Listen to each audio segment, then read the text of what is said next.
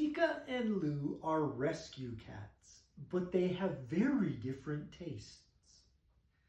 Tika likes yogurt, butter, and cream cheese. She tries to lick the cream cheese off of the prairie man's bagel when he isn't looking. No, Tika, no, that's too salty. Lou likes nori seaweed and fish flakes.